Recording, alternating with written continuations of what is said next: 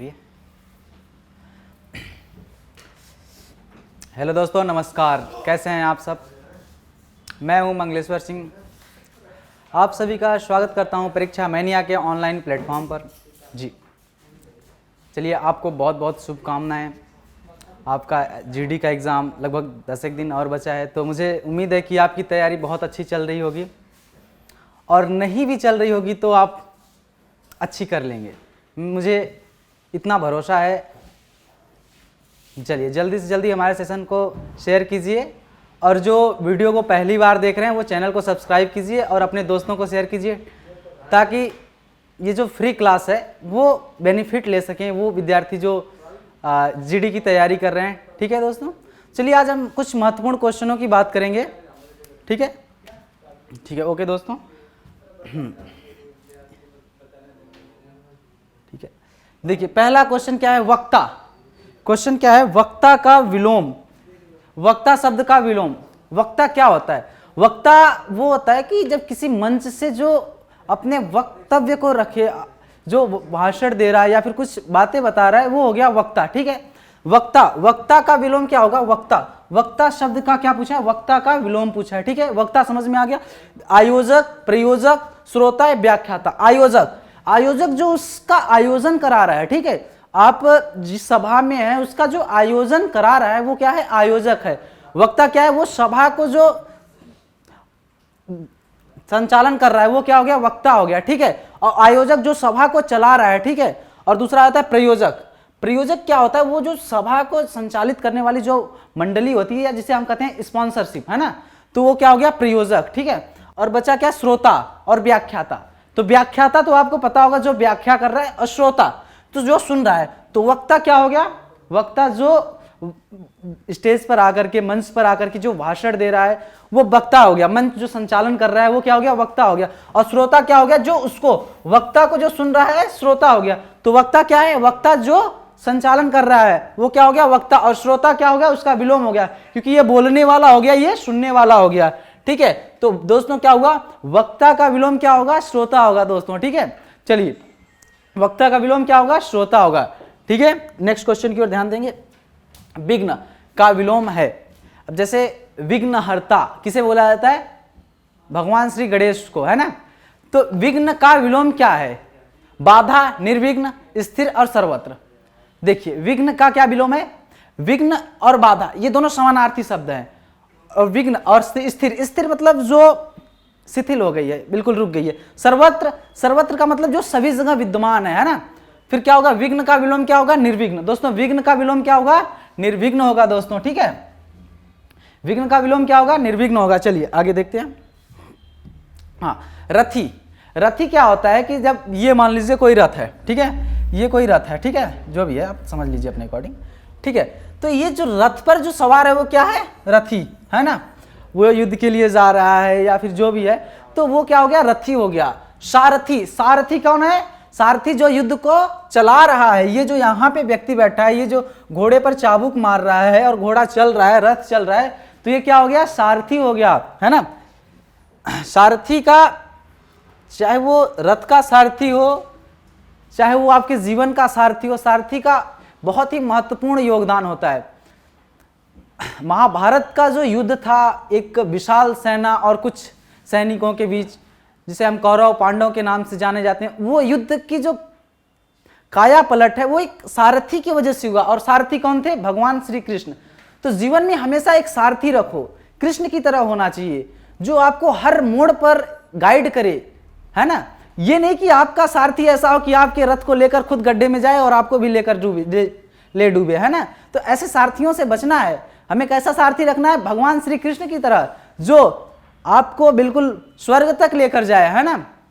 तो सारथी का चुनाव बड़ी ही ध्यानपूर्वक करना है, ऐसी बात नहीं है ना। तो रथी का विलोम क्या होगा? रथी का विलोम होगा विरथी, है ना। विरथी, विरथी का मतलब होता है कि जो पैदल सैनिक हैं या फिर जो चल रहे हैं, ठीक है, ये हो गया रथी का विलोम विरथी। और सारथी मैंने बता दिया, जो रथ को चलाने वाला है, चालक, है ना। और अर्थी, अर्थी क्या होता है कि एक लकड़ी या बांस का बना होता है जिसपे मृतक व्यक्ति के शरीर को ले जाया जाता है दाह संस्कार के लिए, है ना। उसे क्या कहते हैं? अर्थी। और महारथी, बड़े योद्धा को हम अक्सर महारथी भीम, महारथी अर्जुन, जैसे शब्दों से संबोधित करते हैं, तो ये महारथी हो गए। ठीक है, चलिए अगले क्वेश्चन की ओर ध्यान देते हैं। विमुख, विमुख का मतलब क्या होता है? विमुख मतलब कि आपके कोई मित्र हैं, मित्री हैं, जो भी हैं, तो वो जब आपसे मुख मोड़ लें तो वो क्या हो गया? विमुख हो गया, है ना। विमुख, नाराज हैं, मैसेज का रिप्लाई नहीं आ रहा है, तो क्या है? वो विमुख है। ठीक है, उन्मुख, मुख और समुख और मुख युक्त, तो विमुख का विलोम क्या होगा? उन्मुख, है ना। विमुख का विलोम क्या होगा? उन्मुख। विमुख का विलोम क्या होगा? उन्मुख होगा। ठीक है दोस्तों, चलिए अगले क्वेश्चन की ओर ध्यान देंगे। वृद्धि, अब देखिए वृद्धि का विलोम शब्द है। वृद्धि का मतलब होता है ग्रोथ, है ना। आप आज 50 रुपए कमा रहे हैं, आपकी सैलरी 70 रुपए है, कल आपकी सैलरी 80 रुपए हो गई, तो 10 रुपए का क्या हुआ? वृद्धि हुआ, है ना। तो वो ग्रोथ हुआ, है ना। आप तो वहां पे देखेंगे अतिवृद्धि, अवृद्धि और कम वृद्धि और क्षय। तो क्षय का मतलब ये होता है जैसे ये वृद्धि हो गया, ठीक है, ये मान लीजिए ये है आपकी इनकम, ठीक है, कल इनकम इतनी हो गई, ये वृद्धि हो गया, ठीक है। और अगर यही घट करके इतना घट जाए और इतनी इनकम हो जाए आपकी, तो ये क्या हो गया? क्षय हो गया। ठीक है, तो वृद्धि का विलोम क्या होगा दोस्तों? वृद्धि का विलोम क्या होगा? क्षय होगा। ठीक है, वृद्धि का विलोम क्या होगा? क्षय होगा। ठीक है, चलिए अगले क्वेश्चन की ओर ध्यान देंगे। हाँ, अब ये हो गया अंगूठा दिखाना मुहावरे का अर्थ क्या है? अंगूठा दिखाना, है ना। अंगूठा दिखाना मुहावरे का अर्थ क्या है? आइए देखते हैं। अंगूठा दिखाना, सहमत होना, एग्री होना, धोखा देना, या फिर उत्तीर्ण होना, या जीत जाना। अब बताइए, अंगूठा दिखाना, है ना। दीपक ने राजू को अंगूठा दिखा दिया, या फिर अंगूठा दिखाने का मतलब क्या होता है कि आप किसी को छलावे में रखना, छल कर देना, धोखा दे देना, है ना। अंगूठा दिखाने का मतलब ये हो गया, है ना, धोखा देना। ठीक है, चलिए अब देखिए, ईद का चांद होना मुहावरे का अर्थ क्या है? ईद का चांद होना, ईद का चांद ऐसा माना जाता है कि ईद का चांद बड़ी मुश्किलों में दिखता है। ठीक है, तो ईद का चांद एक मुहावरा बन गया, क्योंकि मुश्किल आए दिन क्या होता है कि ईद के टाइम में चांद दिखता नहीं है, हालांकि ऐसा मानना है। तो खो जाना, दिखाई न देना, दूर जाना, बहुत दिनों के बाद देना। तो ईद का चांद होना मतलब दिखाई न देना, बिल्कुल कभी कभार दिखना, है ना। आपके कोई मित्र आपसे नहीं मिल रहे हैं, या फिर बहुत दिनों बाद दिख रहे हैं, या फिर 6 महीने 5 महीने बाद एक बार मुलाकात हो रही है, आप आसपास रह रहे हैं, तो एक शब्द होता है कि सर आप ईद के चांद हो गए, यार आप ईद के चांद हो गए, आप दिखते नहीं है आजकल, है ना। तो ईद का चांद होना मतलब दिखाई न देना। ठीक है, ईद का चांद होना मतलब दिखाई न देना। ठीक है दोस्तों, हाँ अब देखो, किताब का कीड़ा होना उपयुक्त अर्थ है। किताब का कीड़ा होना, अब देखिए हमें किताब का कीड़ा तो नहीं होना है, क्योंकि देखो किसी चीज को, हर चीज की एक लिमिट होती है। ठीक है, मैंने बहुत लोगों को देखा, यहाँ मुखर्जी नगर की अपनी स्थिति क्या है कि कुछ तो होते हैं कि कम समय में सिलेक्ट होने के बाद चले जाते हैं, कुछ ऐसे होते हैं वो जीवन लगा देते हैं और फिर वो उस चीज में लेकर परेशान हो जाते हैं। आधा जीवन तो उन्होंने पढ़ने में लगा दिया और आधा जीवन वो लगा देते हैं कि हम असफल क्यों हुए। ठीक है, तो इस चीज का हमेशा विशेष ध्यान रखना चाहिए। अगर लग रहा है कि कोई चीजें नहीं भी हो रही हैं, तो कई बार हालात के साथ समझौता कर लें, या फिर समझौता नहीं भी कर रहे हैं तो एक सेकेंड ऑप्शन रखना चाहिए, है ना, क्योंकि परिस्थितियां हमेशा बदलती रहती हैं। तो कभी भी हताश निराश नहीं होना चाहिए, है ना। अपने आप को हमेशा सकारात्मक रखो, पॉजिटिव रखो और अच्छे विचारों के साथ हमेशा तैयार रहो। ठीक है, तो किताब का कीड़ा होना का उपयुक्त अर्थ है, जो किताब का कीड़ा होना मुहावरा, इसका उपयुक्त अर्थ क्या होगा? ठीक है, बहुमूल्य वस्तु को नष्ट करने वाला, बहुमूल्य वस्तु को, या फिर अनुपयुक्त जगह रहने वाला, अनुपयुक्त जगह रहने वाला, बहुत अधिक पढ़ने वाला, ज्ञान का दुश्मन। तो किताब का कीड़ा होना जो मुहावरा है, इसका बेसिक मतलब होगा बहुत अधिक पढ़ने वाला, बिल्कुल 18 घंटे 20 घंटे पढ़ने वाला, तो उसे आए दिन बोला जाता है किताब का कीड़ा हो गया, है ना। तो किताब का कीड़ा होने का मतलब है कि बहुत अधिक पढ़ने वाला, किताब का कीड़ा होने का मतलब बहुत अधिक पढ़ने वाला। ठीक है दोस्तों, अगले क्वेश्चन की ओर ध्यान देंगे। ठीक है, हाँ ये दो, कच्चा चिट्ठा खोलने का उपयुक्त अर्थ क्या है? कच्चा चिट्ठा, आप एक मैसेज का रिप्लाई दे रहे हैं, दूसरा मैसेज आ रहा है, ठीक है, आपके मित्र बगल में बैठे हैं, कल को आपके महिला मित्र से जाकर बता देते हैं कि उसने 2 मैसेज का रिप्लाई एक साथ दे रहा है या दे रहा था, है ना। तो ये आपकी बातें वहां तक पहुंच गई, पता चले कल आप ब्लॉक लिस्ट में आ गए, है ना। तो ये होता है, आपके मित्र ने क्या किया, आपका जो भी कच्चा चिट्ठा था वो खोल दिया, है ना, बता दिया उनको, नहीं ये एक साथ 2 रिप्लाई दे रहा है आजकल, ठीक है। तो क्या हुआ, सारा भेद खोल देना, कच्चे काम को पक्का करना, भेद छिपाना, कान का कच्चा मुहावरे का उपयुक्त अर्थ है। तो देखो, तो मैंने क्या बताया कि जो भी आपका भेद है वो क्या करना, खोल देना। कच्चा चिट्ठा मुहावरे का अर्थ क्या है, सारा भेद खोल देना, ठीक है। तो कच्चा चिट्ठा मुहावरे का अर्थ क्या होगा, सारा भेद खोल देना, ठीक है। अगले क्वेश्चन की ओर ध्यान देंगे। चैन की बंसी बजाने का अर्थ क्या है ना। चैन की बंसी, अब आप बढ़िया मेहनत किए, खूब मेहनत किए, 4-5 महीने, 6 महीने, 2 साल, 1 साल, जो भी है, और उसके बाद बढ़िया आपकी नौकरी लग गई, आप एकदम आराम से बढ़िया बंगला, सरकारी नौकरी, सरकारी गाड़ी मिल गई। अब फिर आपकी ज़िंदगी बिल्कुल आसान हो गई, सुखमय हो गई, है ना। तो ये क्या होगा, चैन की बंसी बजा रहे हैं नौकरी के बाद, कुछ दिनों की मेहनत के बाद, है ना। आप क्या कर रहे हैं, चैन की बंसी बजा रहे हैं। तो चैन की बंसी बजाना का उपयुक्त अर्थ क्या होगा, साइकिल की चैन की बांसुरी बनाकर बजाना, मौज करना, फुर्सत में बंसी बजाना, बेरोजगार होना। तो चैन की बंसी बजाने का अर्थ जो होगा यहाँ पे मौज करना, क्योंकि आपने मेहनत की, आपकी नौकरी लग गई, फिर आपकी जिंदगी बिल्कुल आराम से चल रही है ना। तो क्या करना, मौज करना। चैन की बंसी बजाने का मतलब क्या है, मौज करना, है ना। चलिए अगले क्वेश्चन। निम्नलिखित शब्दों में से अर्थ का अर्थ है, देखिए ध्यान दीजिएगा, धन, मतलब, कारण और विश्वास। अर्थ का संबंध धन से भी लगाया जाता है, मतलब से भी, है ना, और कारण से भी। तो बचा क्या, अर्थ का अर्थ नहीं है। पूछा है निम्नलिखित में से अर्थ, शब्द में से अर्थ का अर्थ नहीं है। तो अर्थ का अर्थ तो ये भी है इसलिए गलत, ये भी है इसलिए गलत, और ये भी है इसलिए गलत। तो सही क्या है, अर्थ का अर्थ क्या नहीं है, विश्वास, ठीक है। चलिए दोस्तों, समझ में आ रहा है। चलिए जल्दी से जल्दी वीडियो को शेयर कर दीजिए, ठीक है। और चैनल पर नए हो तो क्या कीजिए, सब्सक्राइब कर दीजिए, ठीक है। और वो घंटी वाला बटन भी क्लिक ही कर दीजिएगा। चलिए, किताब का पर्यायवाची है, किताब, है ना। एक दोहा है, 2.5 अक्षर प्रेम के पढ़े सो पंडित हो, है ना। पोथी पढ़त पढ़त जुग गया, ऐसे कुछ है, 2.5 अक्षर प्रेम का पढ़े सो पंडित हो। तो बड़े बड़े विद्वान हैं, बहुत पढ़े लिखे हैं, लेकिन उनके अंदर मानवता नहीं है ना। तो उनके बड़ी बड़ी मोटी मोटी किताबों से पढ़ने का कोई मतलब नहीं, क्योंकि वो इंसान की कद्र नहीं करना जानते, है ना। किसी बड़े विद्वान के दरवाजे पर गए, बहुत विद्वान हैं, आपको उन्होंने पानी तक नहीं पूछा, डांट कर बाहर निकाल दिए। तो इस पढ़ाई का कोई मतलब नहीं है इंसान के जीवन में, ठीक है। आपको इंसान की कद्र करनी आनी चाहिए, सबसे बेसिक बात ये है, ठीक है। तो देखिए, किताब का पर्यायवाची है पोथी, पथी, पाथी, पाठी। तो किताब का पर्यायवाची क्या है, पोथी है ना। क्या है, पोथी, ठीक है। किताब का पर्यायवाची क्या है, पोथी। चलिए ठीक है, नेक्स्ट क्वेश्चन की ओर देखिए। गजवदन का पर्यायवाची है, गजवदन। गज मतलब होता है हाथी, वदन मतलब शरीर, ठीक है। तो गजवदन, अब आपको पता होगा कि भगवान गणेश जी, है ना, उन्हें गणपति भी कहा जाता है। तो उनकी जो शरीर है वो आधा जो है सिर है हाथी का और धड़ मनुष्य का है, ठीक है। तो शब्द से ही तात्पर्य हो गया गजवदन, ठीक है। तो देखिए, विष्णु तो नहीं होगा, क्योंकि इनका हाथी से कोई संबंध ही नहीं है। मेघनाथ ये भी नहीं होगा, मेघनाथ तो रावण के उसका नाम था, पुत्र का, ठीक है। गणपति और गर्जन, गर्जन का तो पता होगा आपको। तो फिर कौन, क्या सही होगा, गजवदन का जो पर्यायवाची होगा क्या होगा, गणपति, गणेश, लंबोदर, है ना, लंबा है जिसका उदर, लंबोदर, ठीक है। चलिए नेक्स्ट क्वेश्चन की ओर देखते हैं। हाँ, अशुद्ध वर्तनी का चयन कीजिए। ऐसा शब्द जिसकी वर्तनी क्या है, अशुद्ध है, ठीक है। यह क्या है, साधु, शून्य, सांसारिक, और क्या, हस्ताक्षेप।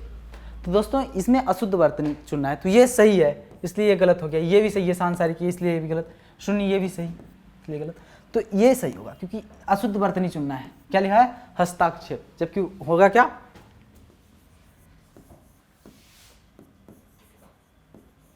ठीक है।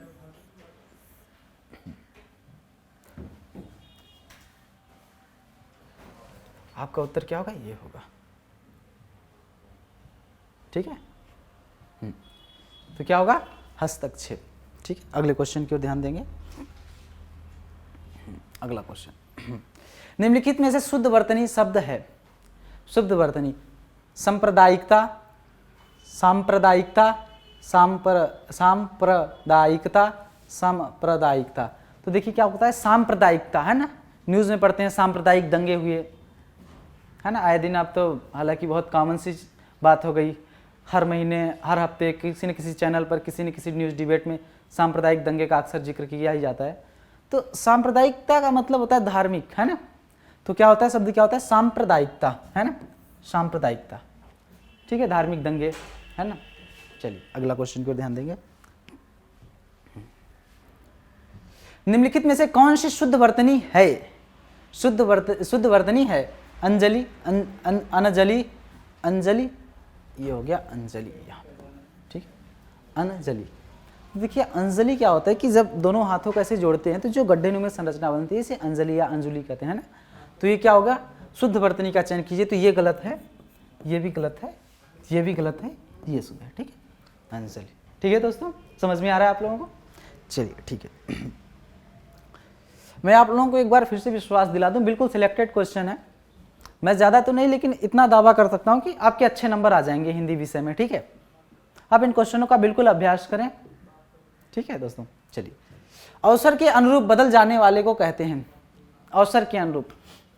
आपके पास बढ़िया पैसा है, बहुत सारे मित्र हैं, ठीक है, जैसे ही आपकी परिस्थिति खराब हुई सारे मित्र आपके गायब हो गए, ठीक है, आपका या फिर कहीं पे प्रॉब्लम में आ गए, कहीं एक्सीडेंट हो गया, फ़ोन लगा रहे हैं, कोई मित्र आपका फ़ोन रिसीव नहीं कर रहा है, बड़ी मुश्किल से कोई कॉल कर रहा है तो बोल रहा है भाई मैं बहुत बिजी हूँ, ठीक है। और जिस दिन आपके पास पैसे होते हैं बहुत सारे मित्र आपके साथ होते हैं, ठीक है। तो कैसे मित्र हैं आपके, अवसरवादी, है ना, कैसे मित्र हैं, अवसरवादी, ठीक है। तो अवसर के अनुरूप बदलने वाले को क्या कहते हैं, यथास्थितिवादी। यथास्थिति मतलब कि अभी मैंने इस पेन को यहाँ पे रख दिया तो ये बिल्कुल पड़ा ही है, ठीक है। आदर्शवादी, जो आदर्श को मानता हो, है ना, आदर्शवादी, बिल्कुल आदर्श का पक्का हो। भवदीय, भाववादी, है ना, जो भाव वो के अनुरूप हो। और फिर अवसरवादी, जो अवसर के अनुरूप अपने हाव भाव प्रकट करता हो या फिर रहता, तो उसे क्या बोलते हैं, अवसरवादी। क्या बोलते हैं दोस्तों, अवसरवादी बोलते हैं, ठीक है। चलिए अगले क्वेश्चन की ओर ध्यान देंगे। हाँ, देखिए क्वेश्चन देखिए, हाँ ठीक है। जो बहुत आगे तक की बात सोचकर काम करता हो उसके लिए उपयुक्त शब्द है ना। जो बहुत आगे तक की, है ना, मैं कोई आप कुछ किसी सब्जेक्ट की या फिर किसी एग्ज़ाम की तैयारी कर रहे हैं, आपने पूरे एग्ज़ाम पैटर्न के बारे में समझ लिया, ठीक है, क्या होगा, कैसे क्या करना है, 6 महीने पहले की रणनीति बना ली, ठीक है। तो यही हो गया, जो बहुत आगे तक की बात सोच करके काम करता हो उसके लिए उपयुक्त शब्द है, ठीक है। जिज्ञासु, जिसके प्रति, जिज्ञासु जो जानने की इच्छा रखता हो ना, जिज्ञासा, जानने की इच्छा, है ना। और फिर सर्वज्ञ, जो सभी जगह हो। तो फिर बचा क्या, अग्रसोची, जो आगे की सोचता हो। क्या शब्द होगा, अग्रसोची। क्या होगा दोस्तों, अग्रसोची, ठीक है ना। चलिए अगले क्वेश्चन की ओर ध्यान देंगे। हाँ, वह स्त्री जिसका पति दूसरा विवाह कर ले, इस वाक्यांश के लिए एक शब्द, है ना। वह स्त्री जिसका पति दूसरा विवाह कर ले, है ना, उसके लिए एक शब्द क्या होगा, अध्यूढ़ा, है ना, अध्यूढ़ा। अखंडिता ये होता है जिसका पति अपना जो समय है, जैसे वो दूसरी औरत के साथ, दूसरी महिला के साथ व्यतीत करे, है ना, तो वो क्या हो गया, अखंडिता, खंडिता उसे कहा जाता है, ठीक है। चलिए अगली, हाँ, खंडिता, ठीक है। नेक्स्ट क्वेश्चन क्या है, आकाश को चूमने वाले के लिए एक शब्द है ना।